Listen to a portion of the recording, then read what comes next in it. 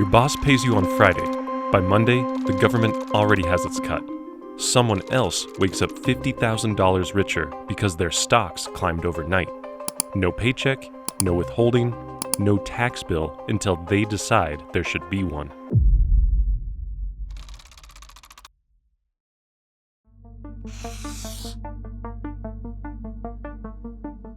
Modern tax codes were built to chase what's easy to track: wages, salaries, money that shows up on a pay stub.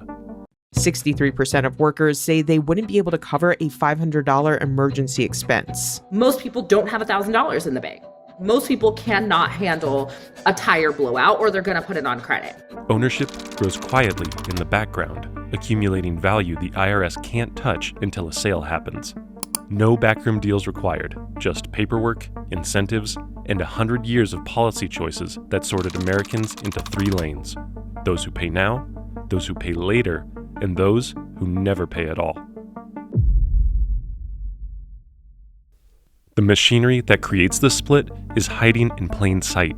Once you see how it routes your money versus theirs, it stops feeling like just how taxes work and starts looking like an operating system that was configured on purpose.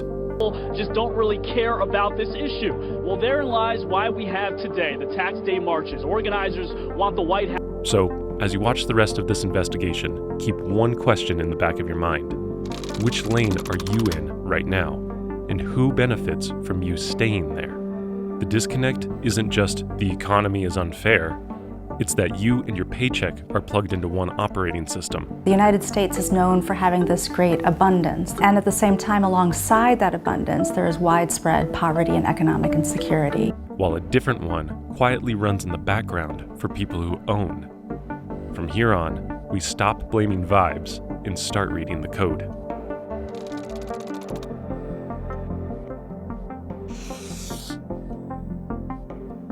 In the mid-1940s, the United States did something that sounds impossible today. The top marginal income tax rate hit 94%. Not a typo, 94. If you were in that top slice of earners, every extra dollar above a certain line went mostly to the government. And the wild part? The economy didn't collapse. Corporate America didn't pack up and leave. The stock market didn't flatline. So, how did that work? And what does it tell us about how the tax operating system was configured back then? To understand it, you have to zoom out to the moment. World War II is draining money at a scale no one has seen before. Franklin Roosevelt is on the radio telling Americans this is an all-in war. A date which will live in infamy. Factories, families, and yes, fortunes. Behind the speeches, something more technical is happening.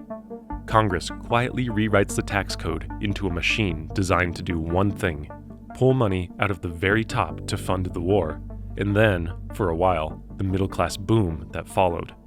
Here's the first key. That 94% rate didn't apply to normal income. A teacher, a mechanic, a factory worker, they were nowhere near those brackets. The target was extremely high incomes, the kind that only a tiny fraction of households ever saw. So imagine a top executive in 1944 making the modern equivalent of several $1 million a year. Their first layers of income are taxed at normal rates, but as they climb into the highest bracket, each additional dollar is mostly claimed by the state. That top bracket is less a source of personal spending money and more a built-in funding pipe for the war effort. The second key is mobility, or the lack of it. Today, if you don't like a country's taxes, you can move capital with a few keystrokes. Back then, global finance was slow, messy, and heavily controlled. Capital couldn't escape easily, so when the government turned the dial up on top rates, rich people had far fewer exit ramps. And then there's the plumbing that made all of this actually collectible. Before the 1940s, income tax was something a relatively small slice of Americans dealt with once a year. During the war, the government rolls out a different system: payroll withholding. For the first time, taxes come out of your paycheck automatically, every week before you ever see the money. This change doesn't just raise revenue, it rewires how the whole country experiences the tax code. Ordinary workers are now locked into the pay now lane: automatic, enforced, frictionless. Meanwhile, capital income, business profits, and capital gains live in a much more negotiable world of timing, deductions, and special rules. Here's the uncomfortable truth. For a brief window, the operating system was tilted aggressively towards taxing high incomes at the top. But it only worked because three conditions were in place at the same time. Capital couldn't easily flee. There was a broad political consensus to soak the rich for the war, and a new collection infrastructure made sure wages were captured at the source. Those conditions don't last. Once global finance starts to open up, that 94% top rate stops being a ceiling and starts looking like a challenge. For a brief stretch of history, the tax code treated extreme income like something you could actually tame, with a 94% rate and the doors mostly locked. But once those doors started to open and money could slip across borders, that version of the operating system was living on borrowed time.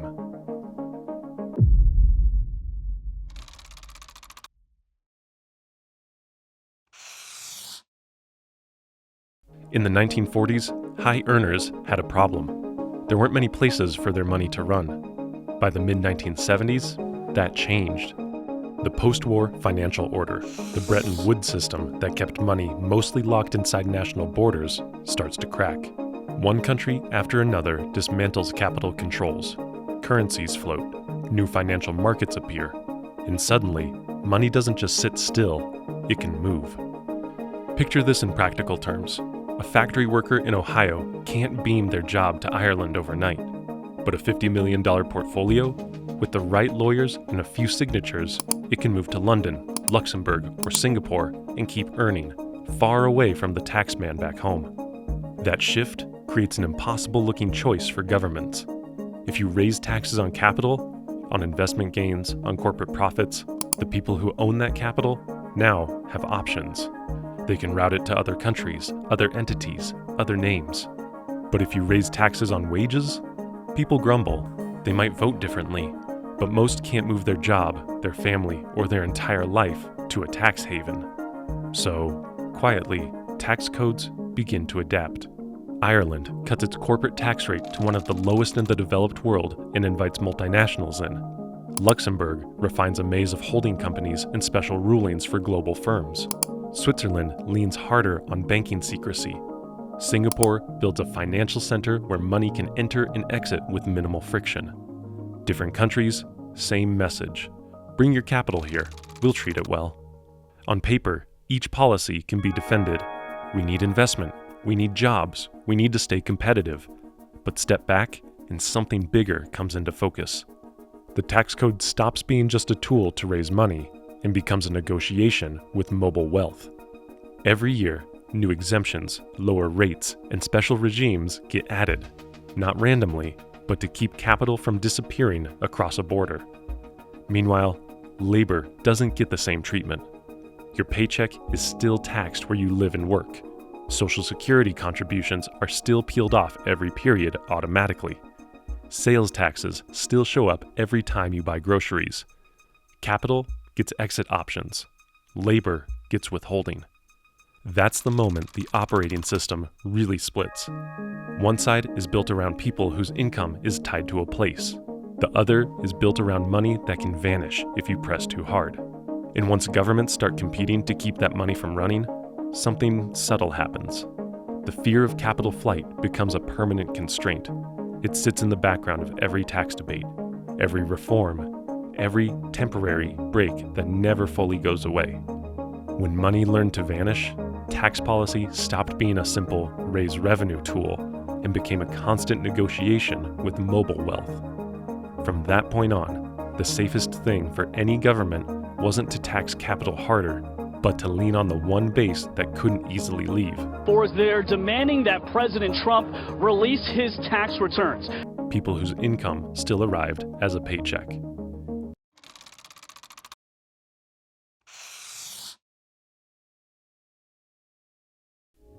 Imagine two people earning the same extra $1 million this year. One gets it as a bonus from their job, the other gets it from selling stock. On paper, it's the same million. To the tax code, they live in different universes. If that bonus is ordinary income, it can face a top federal rate of 37%. If that stock profit is a long-term capital gain, the top rate is 20%, plus a 3.8% surtax for the very highest earners.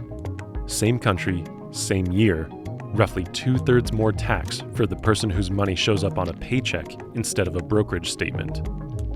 This isn't about loopholes in the shadows. This is the main menu. The tax code draws a bright, legal line between labor and capital. Work is treated as something you tax hard and early. Ownership is treated as something you tax gently and only when the owner decides it's time. Watch how the timing works. If you're paid in wages, the government doesn't wait. Payroll systems slice off taxes before the money even lands in your account. Every 2 weeks, you settle up whether you like it or not. If you're paid in capital gains, the government has to wait for you. A clash complete with firecrackers. You don't owe anything on the rising value of your shares until you sell. If your portfolio goes from $1 million to $2 million to $5 million over the years, that growth is invisible to the IRS as long as you hold. No withholding, no quarterly bill, just quiet compounding in the background. This timing gap is where real power lives. Because when you can choose when to recognize income, you can choose when to recognize tax. Sell in a low income year, offset gains with losses, route it through a trust or a different entity, or simply don't sell. Now stretch this over decades. Take two people who start with the same $100,000. One earns that money as extra salary, taxed as ordinary income before they ever see it. The other earns it as capital gain, taxed only if and when they sell. If the worker has 37% shaved off the top, they invest what's left. If the investor can defer, they put that full $100,000 to work, year after year, taxed lightly later, or not at all. Over a single year, the difference feels annoying. Over 30 years, it's a different life. This are ya? Traitors, mate, a lot of ya. This is our country. You should be here standing with us. Here's the uncomfortable part. This advantage scales with exactly two things: the size of the asset and the length of time you can wait. The already wealthy have more of both. They start with larger piles of capital. They can afford to hold through downturns, election cycles, entire careers. And there's a final twist baked into the code. If someone holds an asset their whole life and never sells, the tax on all that growth doesn't just get delayed. In many cases, it disappears. When they die, the cost basis of the asset, the original purchase price the IRS uses to calculate profit, is reset to whatever it's worth on the day of death. This is called a step up in basis. A stock that quietly climbed from $100,000 to $10 million over 40 years can pass to heirs as if it were bought for $10 million yesterday. On that $9.9 million of lifetime gain, the capital gains tax bill is zero. Taxed less while it's growing, taxed later, if at all, and sometimes never taxed on the gains, ever. That's what labor taxed, capital rewarded means in practice, not as a slogan, but as an operating system. Fast, automatic taxation on the people who work for a living, and slow, negotiable, often optional taxation on the people whose money does the working for them. Taxed early and automatically if you work, taxed gently on your own schedule, or not at all if you own. With rules like step up in basis wiping away entire lifetimes of gains, you can see the split in plain language. One lane where the meter is always running, and another where the clock barely starts.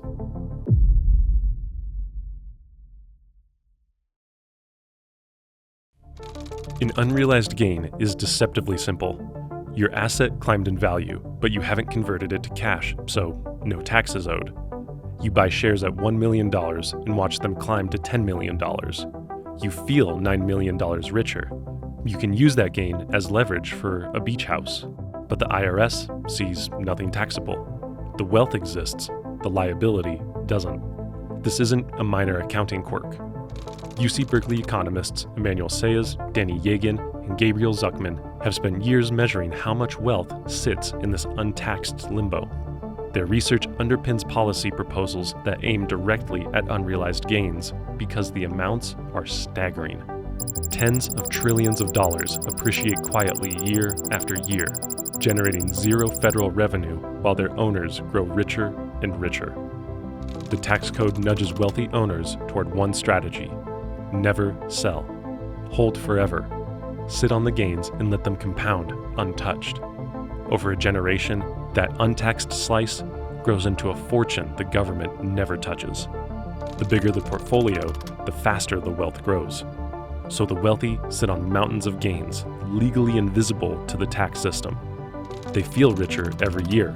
Their net worth climbs with every market uptick. But on their tax returns, their income can look modest, sometimes even ordinary. So the question becomes obvious. If they never sell, how do they actually spend that wealth? How do you live like a billionaire when your taxable income says otherwise? You don't turn the gains into income.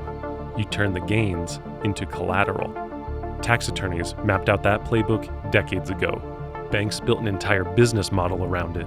And once you see how the never sell strategy plugs straight into the lending system, you stop thinking of unrealized gains as paper profits and start seeing them as the silent engine driving a completely different way of living off money.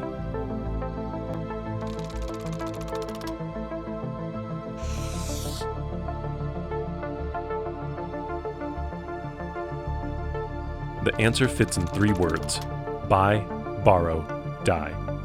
This isn't a slogan, it's an architecture, a way of arranging ownership so wealth can move through an entire lifetime and then to the next generation while barely touching a tax system that governs ordinary income. Here's how the operating system really runs: buy, borrow, die. Buy. First, you acquire assets that are designed to grow: stocks, real estate, private business equity, stakes in funds. The important part isn't just what you buy, it's what happens next. As those assets rise in value, the gains are unrealized. No sale, no tax. Your net worth climbs, your economic power grows, but the tax code stays quiet. There's no annual bill on those rising numbers the way there is on a paycheck. Borrow. This is where the strategy stops being paper gains and turns into a way of life. You take those appreciating assets and hand them to a bank as collateral. In return, the bank wires you cash, millions if your portfolio is large enough. You buy homes, jets, teams, foundations, a whole lifestyle, funded not by selling, but by borrowing. On paper, you haven't earned anything. A loan is not income, so there's nothing to tax. From the bank's perspective, this is ideal business. They earn interest on large, low-risk loans secured by assets that tend to rise over time. From your perspective, you've just converted untaxed gains into spendable money without triggering the tax rules that would apply to a salary. The tax system, built around the idea that income shows up in paychecks or obvious profits, barely registers that anything happened. There is risk. If markets crash and your collateral shrinks, the bank can demand more assets or force sales at ugly moments. But at the very top, that risk is cushioned. Portfolios are diversified, lifestyles can be smoothed, and the goal is simple: never be in a position where you have to sell. Die. The final step closes the loop. Those assets you never sold, the ones that climbed for decades while you borrowed against them, are passed to your heirs. And in that moment, the tax code performs a quiet magic trick. The cost basis resets. All those years of untaxed gains, the climb from, say, 10 million to 200 million, are wiped clean for capital gains purposes. The appreciation simply disappears from the tax base.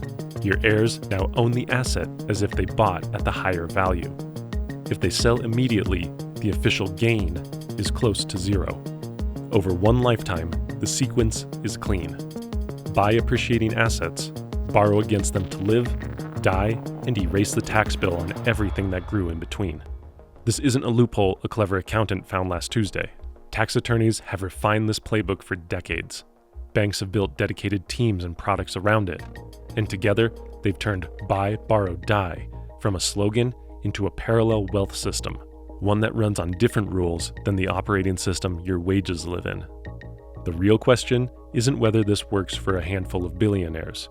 It's what happens to a tax system and to everyone still stuck in the paycheck lane when this becomes the default operating system for the top of the wealth pyramid.